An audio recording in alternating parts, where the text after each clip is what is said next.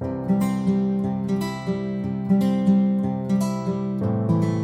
everyone.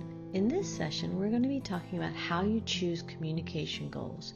We're going to be looking at the form of communication that your student uses, the functions for communication, and the skills they need to be able to say whatever they want to say, whenever they want to say it, to whomever they want to say it to.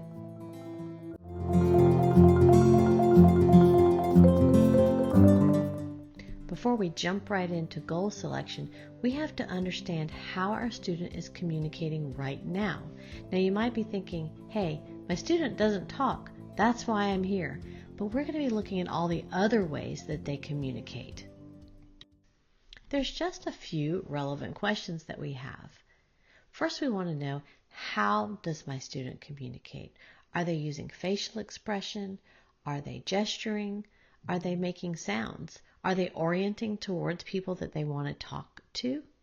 Are they using words? Maybe they even have complete phrases that they use regularly that they repeat from something they've heard before, but might not quite understand. So how are they currently letting us know what they're thinking? The second question is, why is my student communication? What is the function of what they're trying to say to us? Are they asking for things? Are they commenting? Are they complaining and protesting?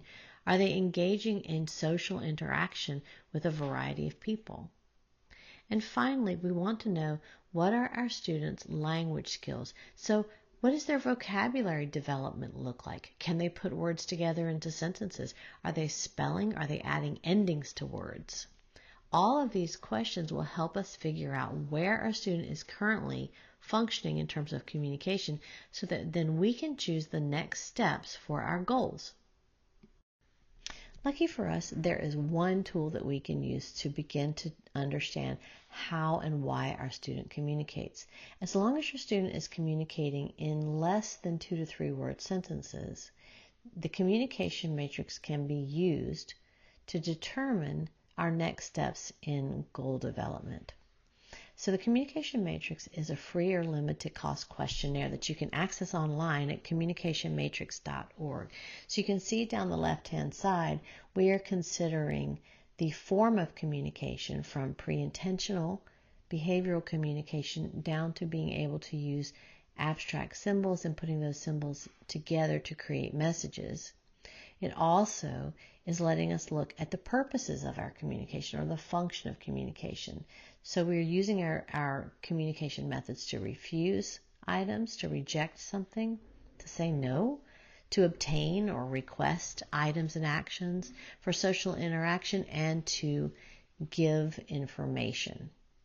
So this is how we're going to develop our goals. Once you finish answering the questionnaire, which can be completed by the therapists, the teachers, the families, anyone who understands the child and interacts with them regularly, you're going to get this little grid printed out. Now you can see on here that the orange areas of the screen show you which kind of skills are mastered for the student. The yellow coded skills are ones that the student is beginning to use but doesn't have mastered yet. And then finally, where the goals are white, or the little grids are still white, those are forms and functions of communication that the student is not using yet. So this is going to help us determine what are the next steps for communication, and that's where our goals are going to come from. Once we understand how our student is currently communicating and why they're communicating, we're going to see if we can apply symbolic communication to their repertoire. So we need to choose a robust AAC system so that we can do some trials to determine if we could potentially use an AAC system or book in order to help the student learn to communicate more fully. We're going to do this through structured observations and trials, usually during our speech therapy sessions. You might have an AAC evaluation, but I don't really recommend those one-shot evals. You're going to get a lot more information if you do these trials within the context of play routines where the student is highly engaged over a period of time. Before we decide on an AAC system, we have to take a second to think about the student's physical needs, their sensory needs, and their cognitive needs. We want to think about how the student's vision and vision processing could impact their AAC use. Do they need larger symbols? Do they need more high contrast symbols? Do they attend to visual images? This is a really important piece of deciding an AAC system for a student, and it's sometimes fairly complex. A student can pass a vision screening and still have difficulty processing visual information, so be very careful on this decision. I will say that when I have a student who will not look at an iPad or who does not watch TV, I'm always alerted to the possibility that they may have a visual processing problem that hasn't been identified yet. We want to think about how the student is going to access the symbol. So what are their physical or motor skills? Are they going to need to use eye gaze? Can they touch the system? Or are they going to need to listen to a list of choices and indicate yes or no in order to select if they have visual problems or difficulty with direct selection or touch? We want to also think about their attention skills. Now, AAC is a little tricky because we have to shift our attention from the activity at hand to the person we're interacting with and the AAC system. So can they shift that attention between the message they want to speak, the person, the activity, and how they're going to communicate? We want to think about how we can make all of these things easier. Can we change the environment? Can we make the symbols more visually accessible? Or can we give them different ways to access them? And at all times we want to make sure that what we're doing is engaging and motivating for the student. At this point in our goal selection, we know how our student currently communicates and we know the purposes that they communicate for. So we're going to see if we can apply some augmentative and alternative communication options to advance that form of communication and to expand the functions of communication. So I'm going to choose a robust AAC system to help me determine this. So some of the systems that I might try are TD Snap by Toby Dynavox. We might try Touch Chat on an iPad. We might try Lamp Words for Life or Proloquo to Go. Now all of these systems give us a way to assess three basic categories of skill. We need to see how our student is going to use single symbols, how they're going to build symbol by symbol sentences, and then how they're going to navigate on the device, on the application in order to find more words. So when we're looking at their single symbol use, we're considering different types of single symbols. So the first simplest one is a noun symbol. So that's going to be a photograph or a picture symbol of some favorite items, maybe drinks or snacks, characters that a child likes. We're going to look at how do they use core vocabulary words, so those very frequent words that we'll find on our devices on the front page, things like go and stop and more and want. We're going to look at how they use a single symbol to indicate an entire pre-stored message, like how are you, or I'm doing great, or how much longer are we going to be here. And finally, we want to see how they use single symbols or letters for spelling.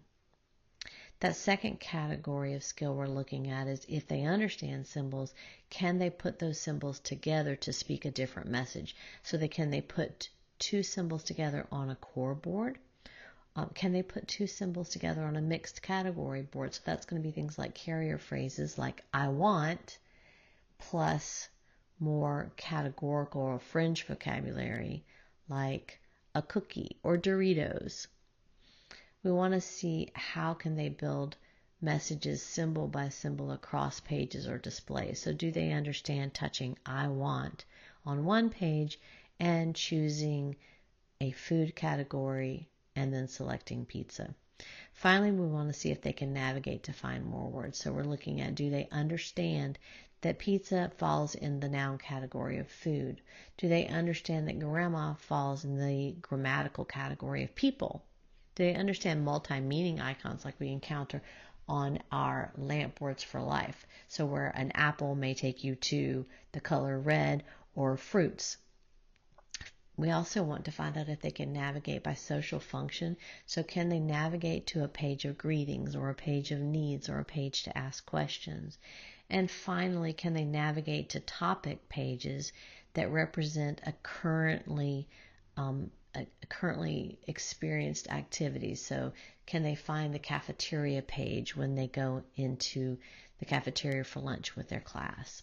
So we're going to look at all of those ways of communicating using AAC. Now that's a lot, but you don't have to remember it because we have a tool for this as well. The Dynamic AAC Communication Skills Assessment Tool is the tool that we're going to use to document a student's use of single symbols and how they put words together and how they navigate on a robust communication system while we're engaging in fun and motivating activities. It is not a test. There are no right answers. It's simply a way for you to collect data on how your student is using these symbols for functional communication. It's designed to be used over time in a therapy situation with a student and not to be completed in a single shot. Once you've conducted some of these trials, you're going to have a pretty good idea of which one of the AAC systems you have might work for your student. And now we're just going to work on it for a little while. So during therapy, we're going to be working on requesting, commenting, labeling, putting words into sentences, and navigating through the robust system that we've decided to try out. So how do you know which robust system you should choose? Let's take a look at that. You don't want to belabor this decision because, frankly, most of the AAC systems out there have a lot of common features to them. You're not usually going to make a mistake by choosing a robust one, but basically you want to consider whether or not your system that you're using gives you a way to use noun categories, whether it has core words or those highly frequent words. Does it have letters so that you can do spelling? Does it let you communicate social messages quickly?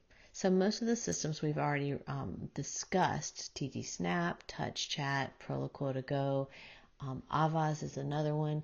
Those systems all have each of these different tools within them. So any of them will work. There are some strengths in each one of them, but most of them will give you enough information as you're making decisions about what to go with for the future for your student.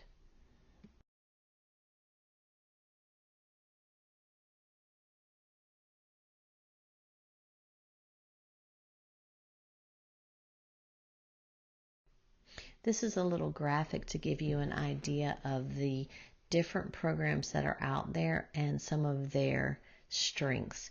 So if you see on here, you can see that there are examples of the types of programs that you might choose, like Word Power, Avaz, Proloquo, LAMP, Unity, Speak for Yourself, TD Snap, SimPod, and what they do the best. So for example, LAMP, Unity, Unidad, those are programs that are really good at providing core words and a consistency in motor planning.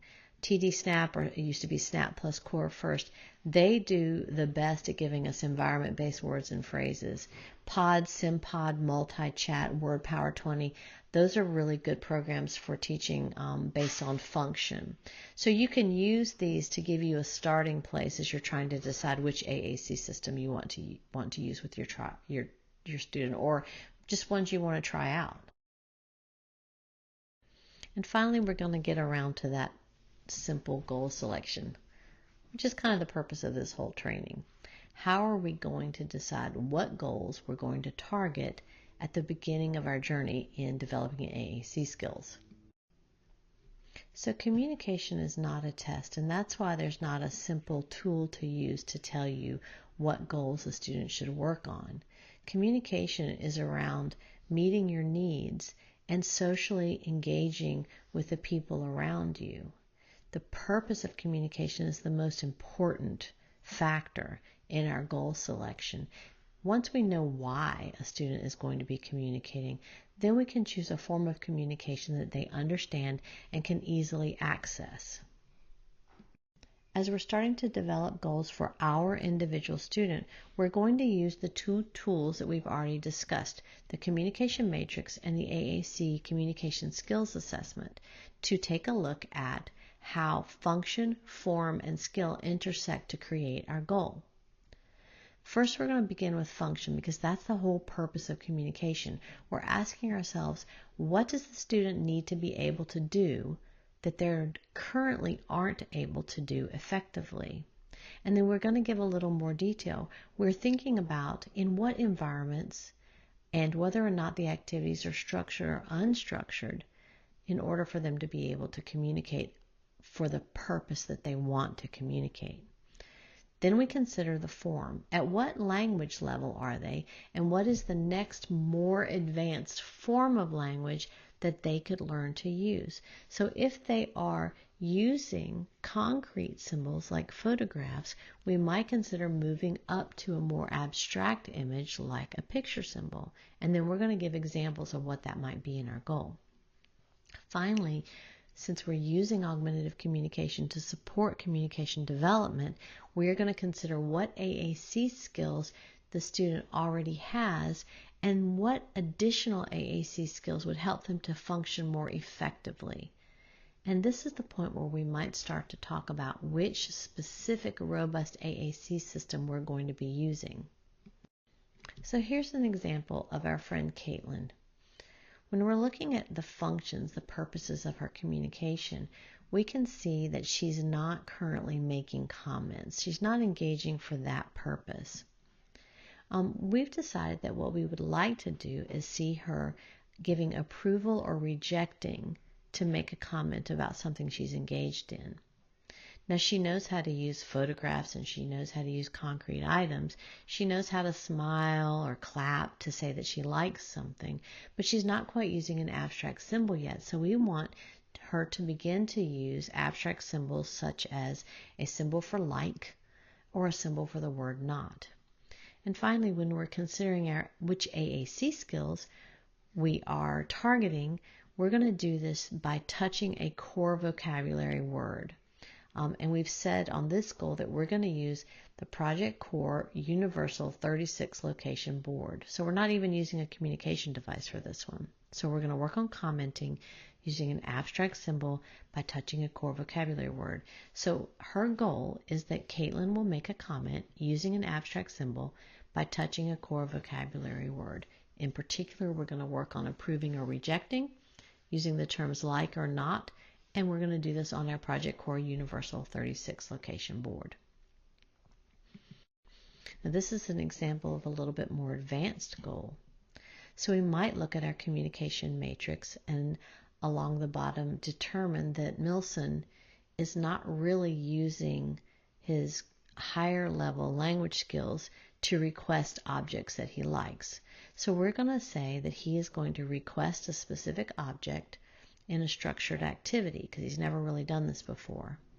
The form that he's going to be using is a 3 to 4 word sentence with an adjective. So Milson is all the way achieving at the bottom of that function graph.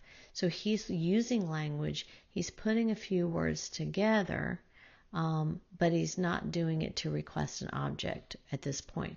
So we're going to say we would like him to use a sentence including I want and a color and an object.